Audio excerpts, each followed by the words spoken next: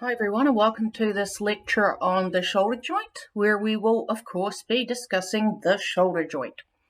So here on this picture, on this slide, I have two types of pictures for you.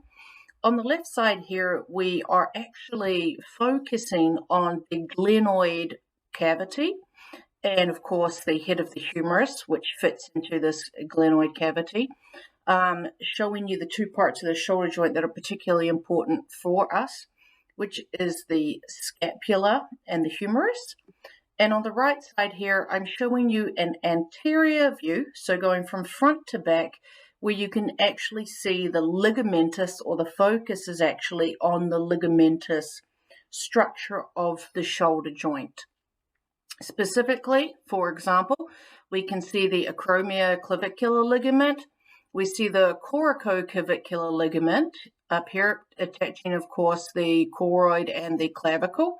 We see the coracoacromium, which is attaching from the coracoid process to the acromion. And we also see some of the other parts of the ligamentous conditions, such as the superior, the middle, and the inferior glenohumeral ligament. That, of course, is what helps us keep the humerus stable as we move our arm above our head.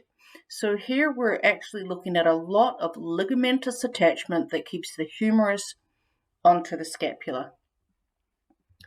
When we think about the shoulder joint, there are some things that we need to know. First and foremost, the shoulder joint is attached to the axial skeleton via the clavicle at the sternoclavicular joint. All right. And the scapular movement usually occurs with the movement of the humerus.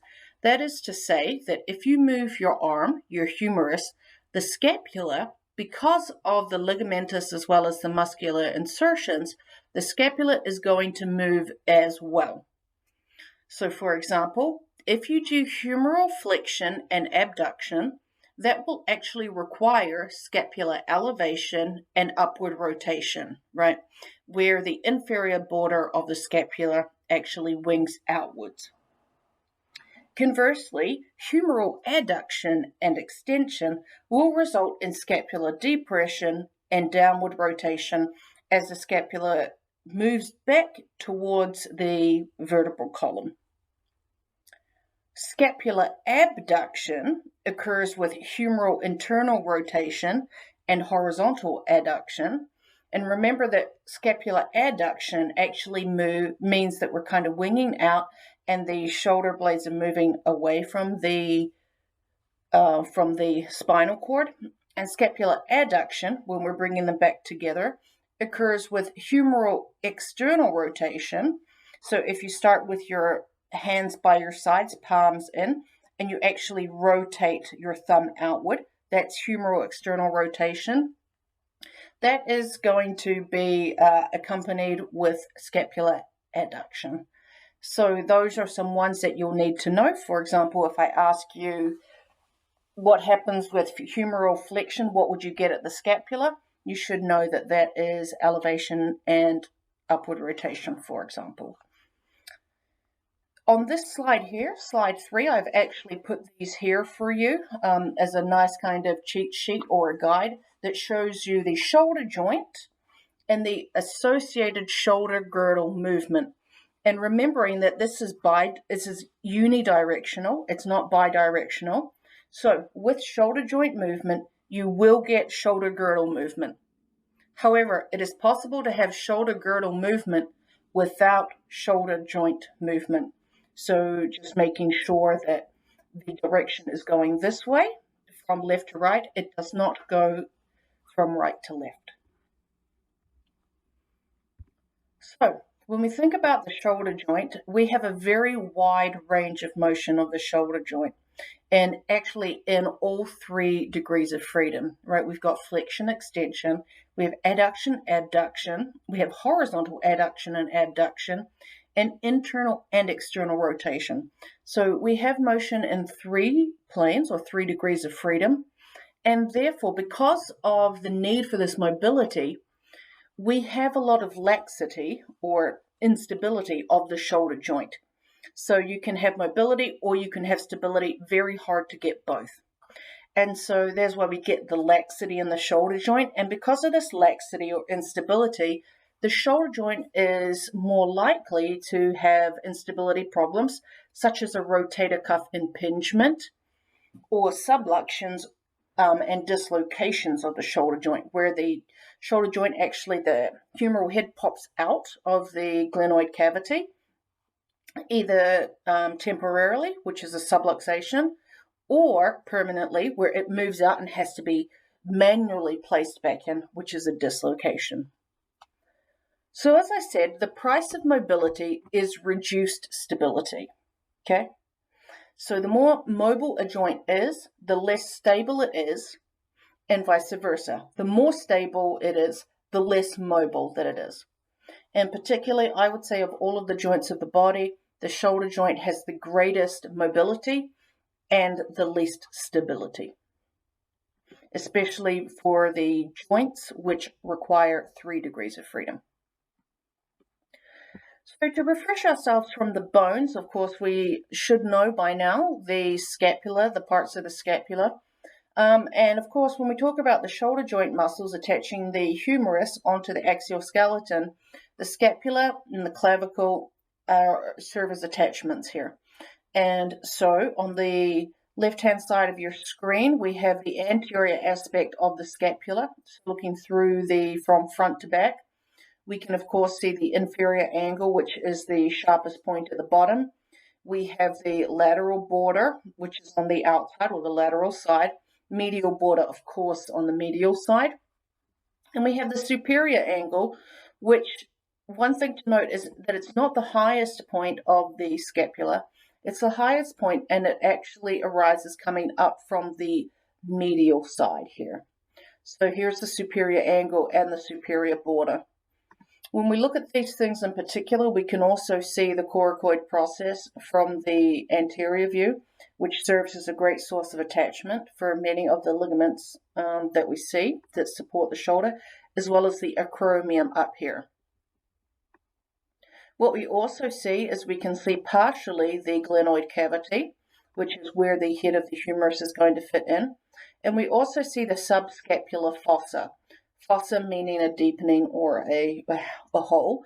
And so this is actually where the subscapularis muscle actually attaches to. When we look at it from the posterior side, so from the back looking forward, we can see some of the same things. Anterior, inferior angles here. We have the lateral border here. The lateral angle, which is where the posterior side of the glenoid cavity is. We have the medial border coming upwards, and the superior angle, which is, of course, again, same thing, on the medial border, and you go upwards and you find the top. From the posterior side of the scapula, we can also see the scapular spine. And inferior to that, we have what's called the infraspinous fossa, which, of course, is where the infraspinatus muscle actually attaches. So inferior to the spine is the infraspinous fossa. Above that, above the spine, we have the supraspinous fossa, which is where the supraspinatus muscle goes, right? And of course, just with the anterior side, we can see the coracoid process and the acromion. Again, sites that really help as attachments for shoulder joint muscles, and primarily those last two for the ligaments. So we've talked about now, we're looking at the scapula. If we look at the humerus itself, we can see an anterior view and we can see the posterior view. So, and of course, this is fitting into the shoulder joint, into the glenoid fossa. You can see this is going to be the head of the humerus. So you can see it's named here on the posterior view. The neck lies just below it at this level here, right? So on the posterior view, you can see it in this nature. On the anterior view, what you actually start to see is the greater tuberosity, which, if you're looking from the anterior view, right, so from front to back, is going to be on the lateral side, and here we have the lesser tuberosity. and in between we're going to get the intertrabecular groove here. And these sites here are great sites of attachment for the shoulder joint muscles, particularly in this case of the rotator cuff. We can also see the deltoid tuberosity, and this is a tuberosity meaning a protrusion, something sharp of this nature. That's actually where the deltoid muscles are going to attach. Down on the more distal end of the humerus, we can see the lateral epicondyle on the what we would consider the outside, and the medial epicondyle on the inside. Yeah. And these are those kind of elbow bones that you have. And so, for example, if you hit your just above your medial epicondyle, that's where your funny bone is located.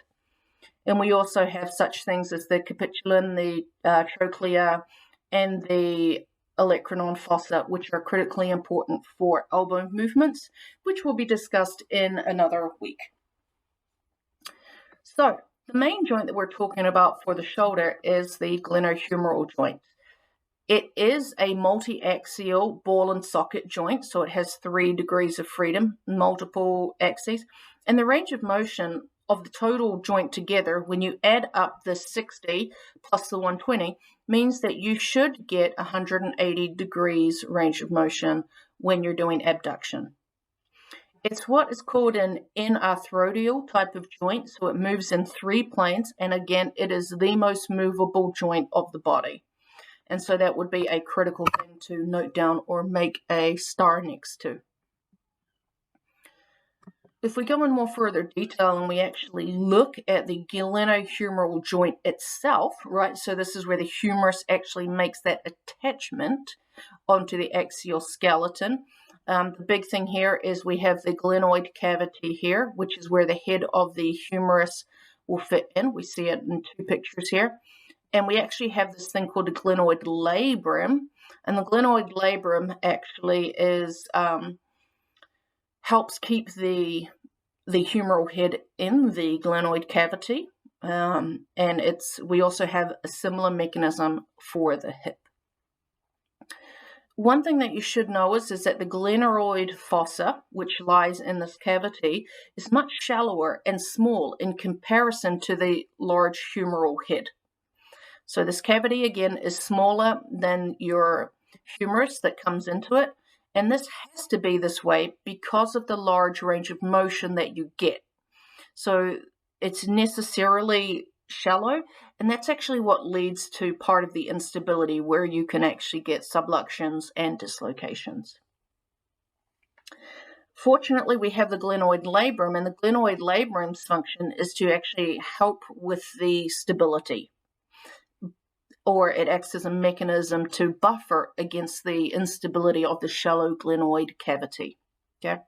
And so it's going to attach here, and what you can see is we see some things that we'll look at different levels here. We've got the tendon of the long head of the biceps brachii coming here. We also have the long head of the triceps brachii, which you can see actually has its origin on the lateral border of the scapula.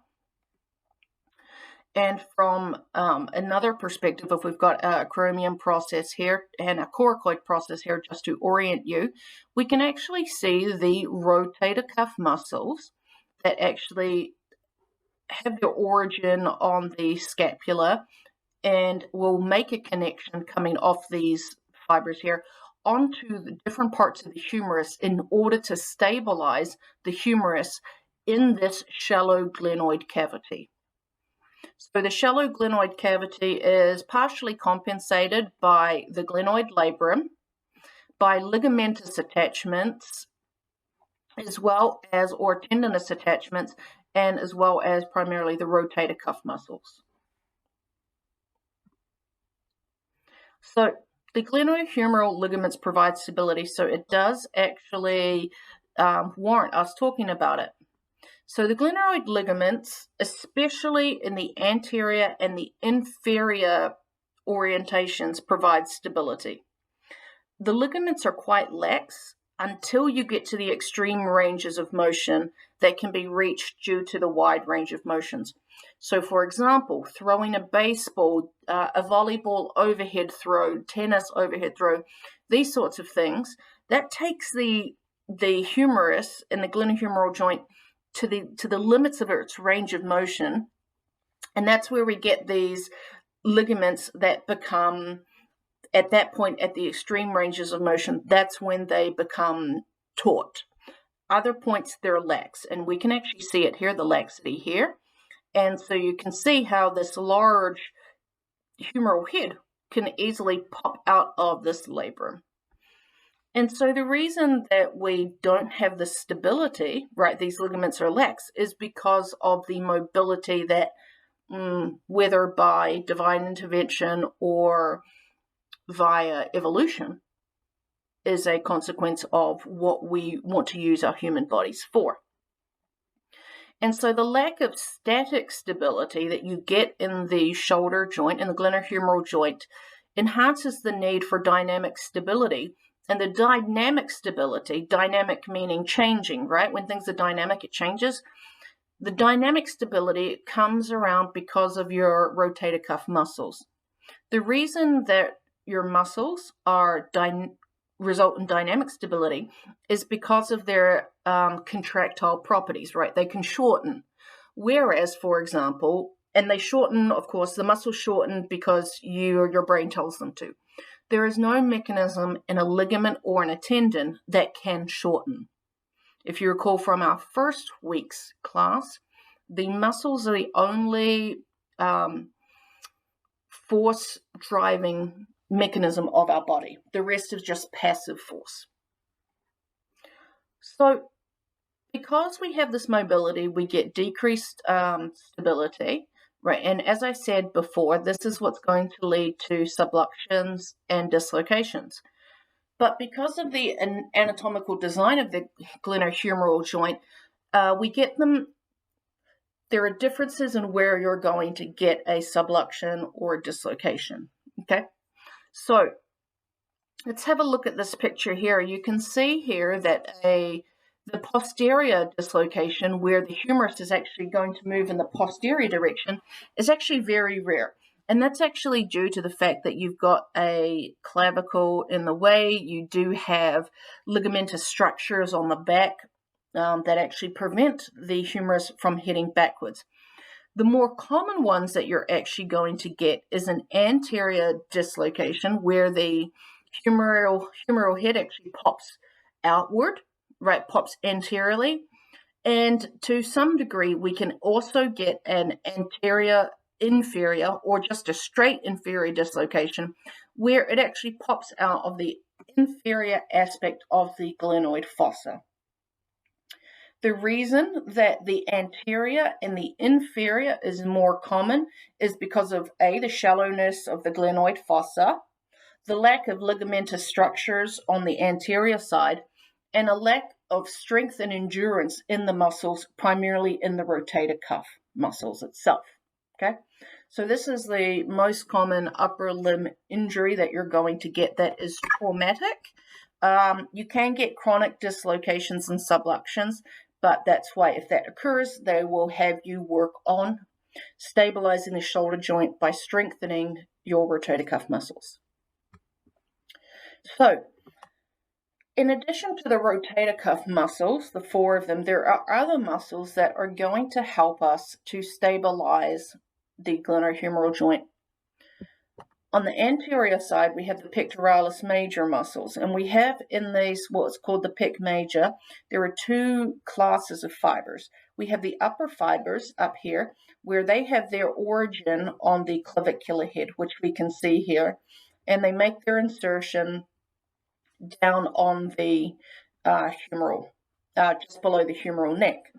The upper fibers are really there for internal rotation, horizontal adduction, flexion, and especially when we're talking about adduction, that's once the arm is abducted 90 degrees, the upper fibers help more.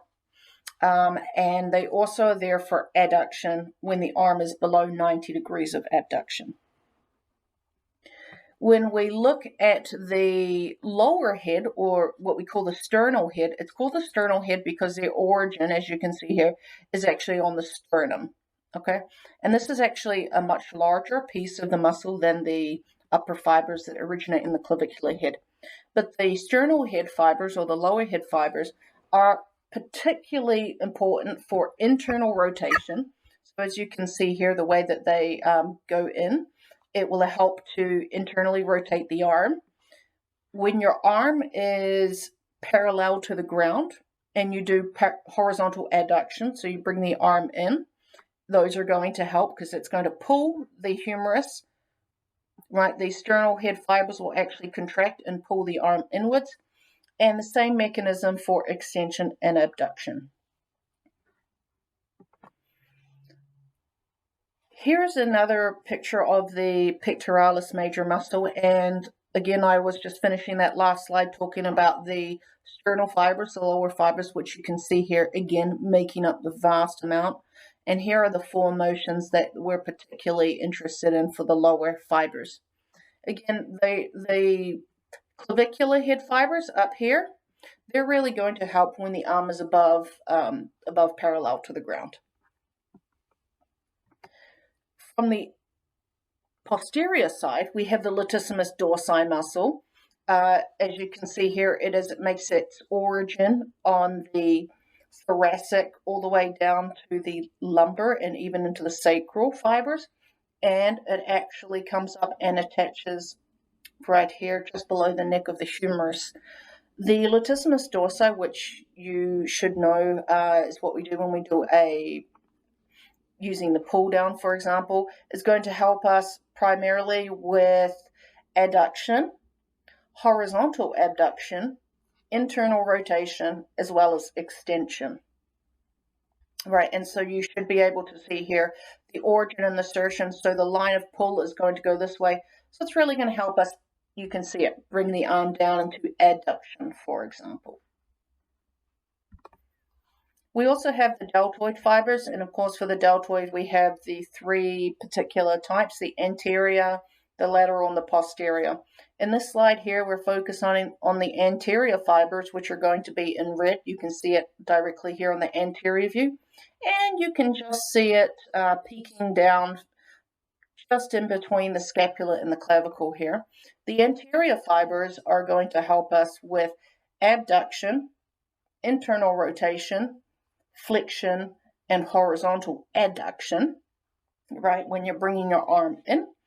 Whereas if we think about the middle fibers, which we can see here in purple, they're also called the lateral deltoid. That is our primary muscle that is going to be used for abduction. For example, when you're doing a jumping jack or anything like this. And the last one is the posterior fibers, which you can see in green here. Those are really helpful or supportive in abduction, horizontal abduction, extension, and external rotation. And for all of these movements, you'll notice that you just can't isolate it to a single group of deltoid muscles. If the posterior is involved, depending upon the configuration of the humerus, you'll also get some movement of the lateral or the middle deltoid fibers. And with the anterior deltoid movements, you will also get slight activation of the lateral deltoid. So those are the big muscles that I'm sure you're all familiar with, but there are some muscles that are very helpful that are smaller for us. The first one is the coracobrachialis muscle, which you can see here in green. As the name suggests, coraco means it has its insertion up here on the coraco process. And where does it actually make its attachment? Down here on the brachialis. So the line of pull, it will actually pull the arm inwards. So that's why if you have your arm out here, for example, in a straight line, you can imagine it's going to pull it in. So we get adduction. And it's also used in horizontal adduction when the arm is parallel to the ground. And it is also going to help support the movement of the humerus in flexion. So that's the coracobrachialis. You can see it's on the coracoid process, so therefore it is on the anterior side, right? And we also have support from the teres major muscle. Now the teres major muscle which you can see here. Best look at it from the posterior view. You can see it's actually making its attachment just below the fossa, almost on the anterior border, and it actually makes its attachment on the on a part of the humerus that we can actually see in slide 6 here. Just to reiterate, look at it, it's just on the intertubercular groove. And so this one is actually lower down from what you might think it should be, but of course things are going to be really packed in terms of the insertion of the muscles onto the humerus. So this teres major is actually right here on the intertubercular groove, and it is again going to pull the arm in. And because of its orientation, it's going to help with adduction, extension of the humerus, as well as internal rotation. So again, if your hand's by your side, moving your thumb inwards towards the midline of the body. So those are the, let me count them up, 1, 2, 3, 4, 5, 6, 7, 8 muscles, but some with the subgroups that are actually going to help support the glenohumeral joint. But there's a special type of muscles that we should really also consider, and these are the rotator cuff muscles. Their names are the subscapularis, the supraspinatus, the infraspinatus, and teres minor muscles. They're really important because, and actually the rotator cuff muscles are very frequently injured, whether that be traumatic or via overuse or tendonitis. These muscles actually attach to the front, the top, and the rear of the humeral head, and their point of insertion on the humeral head enables the humeral rotation, right? So that internal-external rotation. These 4 muscles together are vital in maintaining the humeral head in the correct positioning within the glenoid fossa, whereas the more powerful muscles, the one we just talked about, are actually going to be more helpful in taking the humerus through its wide range of motion.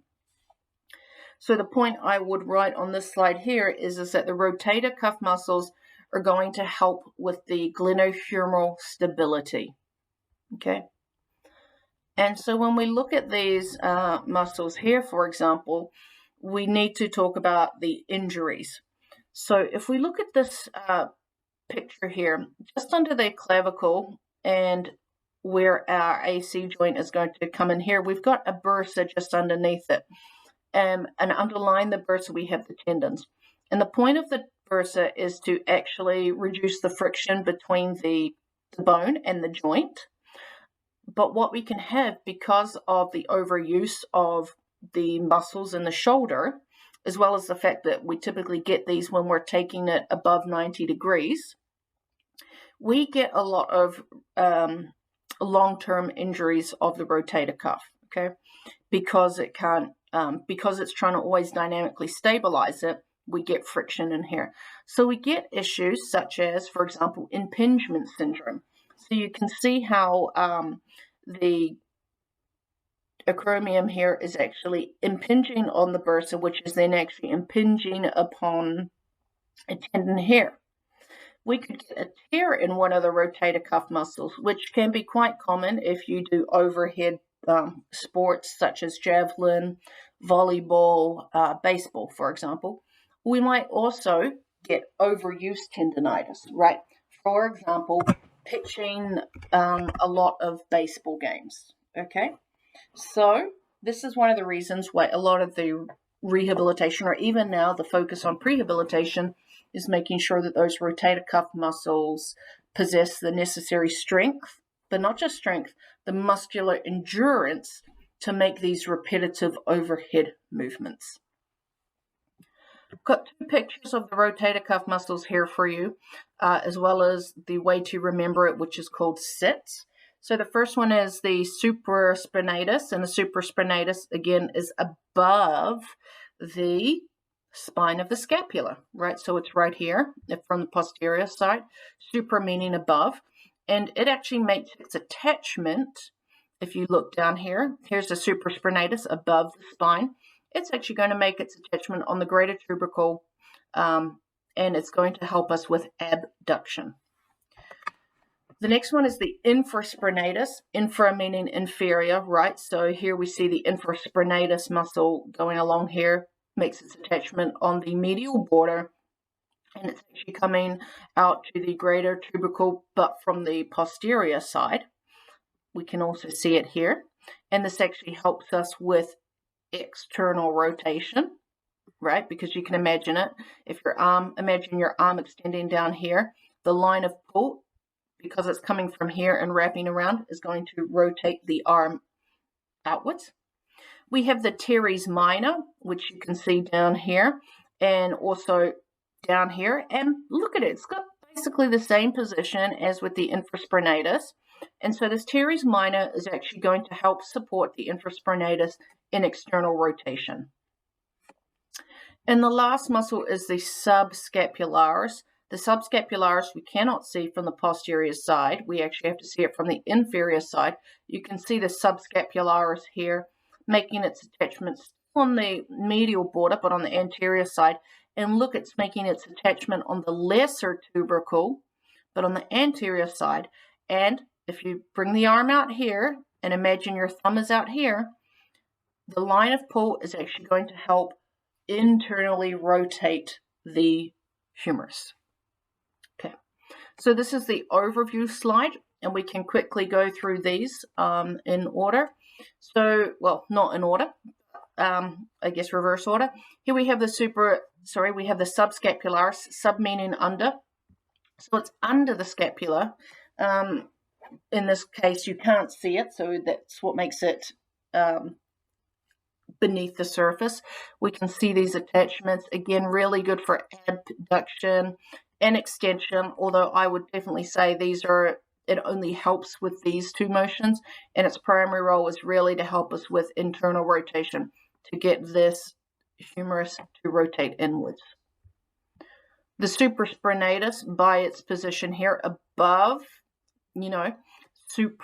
superior to the spine, and its attachment anteriorly onto the humerus, is there for adduction, to move this humerus upwards. The infraspinatus, again, this is on the posterior side, and it is just inferior to the spine of the scapula. Its primarily role is external rotation, although it does help with extension and horizontal abduction. And the teres minor, which of course is just below the infraspinatus. Here we've taken the infraspinatus away, so you can actually see the teres, making its attachment on the fossa here and attaching posteriorly. It's really going to be helpful, again, in supporting the external rotation, but it does play a minor role also in humeral extension and horizontal abduction. And so when you look at these rotator cuff muscles, here's another view. I like to provide a lot of pictures for you so you get used to seeing them in the different orientations. So you should be able to see, for example, the teres minor from the two views, which of course is underneath the infraspinatus. We can see our supraspinatus here on both views, and the subscapularis, of course, you can only see from the anterior side. So those are the muscles. There's the glenohumeral joint. Let's actually just quickly go through some of the motions, which I presume y'all should know.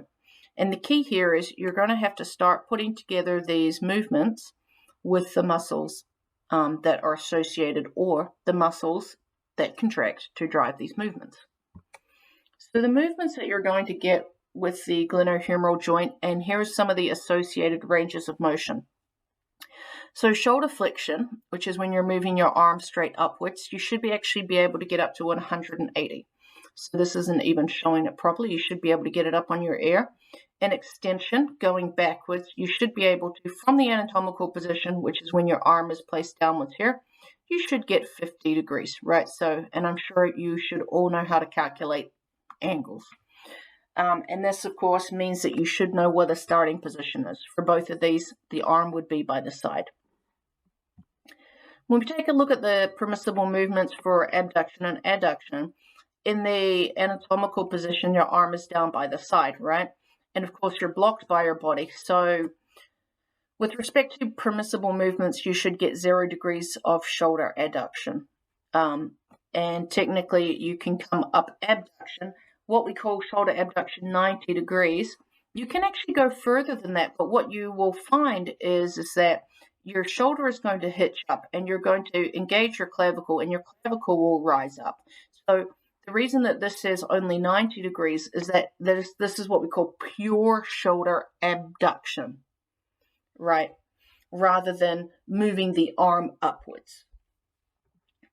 And what we can also see is internal and external rotation. Again, start with the hand down by the side and put your hand, make an L shape here at your elbow joint. When you move inwards so that your hand crosses across your belly, that's called internal rotation, and you should be able to get 70 degrees range of motion. And starting from your hand by your side outwards, moving to an externally rotated position, keeping the elbow by the side. It shouldn't actually, by the way, it should not peek out like this. It should be by your side. You should get 90 degrees range of motion. And the last motions that are permissible at the shoulder joint are going to be shoulder abduction and shoulder adduction, also known as horizontal adduction, horizontal abduction, where the arm again is parallel to the ground, and you should be able to get 45 degrees of adduction. The reason you get 45 of horizontal adduction, but nothing in regular adduction, is because in horizontal adduction, your body is not blocking it. And starting from the neutral position, horizontal adduction, you should be able to get 135 degrees. Okay. When we look at these motions, I know some of you are into strength and conditioning and probably know this, so if it is, please feel free to gloss over it. We have glenohumeral abduction, right? So the hands will start by the side, and then they actually come up and adduct. And what you're really going to activate there is primarily your lateral deltoid. You'll also get some anterior deltoid movement. And if you actually bring this above 90 degrees, you will also get some of the upper pectoralis major fibers. The sternal fibers the coracoid fibers will become activated. Adduction, where you're bringing your hands back into your side, is best done with a lat pull down. And the primary muscle here, which you can see, is going to be your latissimus dorsi muscle. But you will also get some activation of the teres major muscle, the lower pectoralis fibers, which you can't see here, and as well as some of your rotator cuffs that are going to be stabilizing the muscle. And of course, because you're bending your elbow, you're going to get some of the brachialis, brachioradialis, and biceps brachii movement in there. But for this adduction here that we see, primarily think about it as being a latissimus dorsi muscle, whereas a lot of the others are really just actually to support the glenoid fossa and the humerus in the glenoid fossa, as well as because this is a major joint movement, it requires stabilization of the core, and we're also getting elbow motion. Glenohumeral flexion, here we can see it with a cable machine. So the fibers that we're really going to activate, which should be clear to everybody, is of course the major mover is going to be the anterior deltoid. You will also get a little bit of lateral deltoid movement. And if you actually come above 90 degrees, you're going to get some of those upper pectoralis major fibers, the ones that actually originate in the coracoid. Glenohumeral extension, so in the opposite way, the best way I like to do this is with using dumbbells so that I can isolate the two shoulders. And what we're of course going to be working here just you can see by the position. Definitely the posterior deltoid, this is a great one for this muscle group. By virtue of their position, you're also going to get the teres minor and the infraspinatus, although those are not going to be the prime movers, they're going to be the support. And just by virtue of the contraction and the positioning of the shoulder, you're also going to get the lateral deltoid, which, as I said, the lateral deltoid helps with the posterior and it also helps with the anterior muscle. So very hard to just isolate the posterior in and of itself. Horizontal abduction, right? So you're starting with your hand inward and you're pulling it straight out. We are clearly going to be activating the posterior deltoid. Here we're using a cable to keep the force the same across the whole motion. And it, of course, because you're actually strengthening, you're working these muscles, also is going to be your teres major, which we can see in here, and as well as your triceps.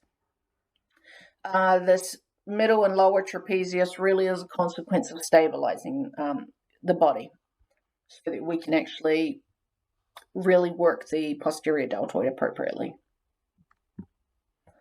Here is adduction, horizontal adduction, so you can actually move it inwards.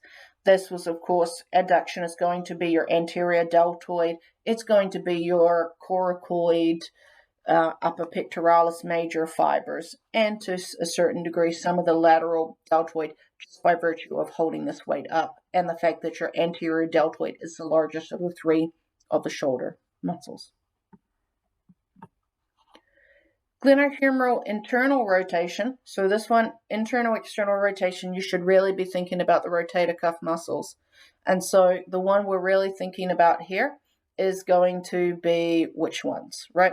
So internal rotation. For this, you need to remind yourself of slide 21, the rotator cuff muscles. So we're really thinking about the subscapularis muscle, right? That actually we can only see from the anterior perspective. And it's actually a common muscle to tear. I have torn it myself. You can see it in the video that I've posted there. So this is the subscapularis here for internal rotation. So it would lie just in here as you're pulling it in. And of course, it's also going to be supported by the pectoralis major fibers, both the upper and the lower fibers, because these all attach on the anterior medial aspect of the humerus. External rotation is actually going to be the opposite, and so we know that in addition to the posterior deltoid that we can see on this slide, it's also going to involve our infraspinatus and our teres minor muscles, the ones that are actually attaching on the back end of the humerus. So here we see it again, right? So the infraspinatus, the teres minor, and we can see them here, right? So they're attaching onto the greater tubercle, so it's actually going to help us with external rotation.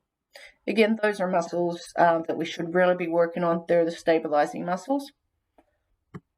And then we have diagonal abduction. So this is one way to do it. You can do it in many ways.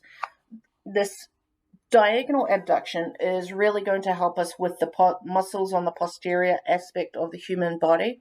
This is going to be your posterior deltoid and by association the lateral deltoid.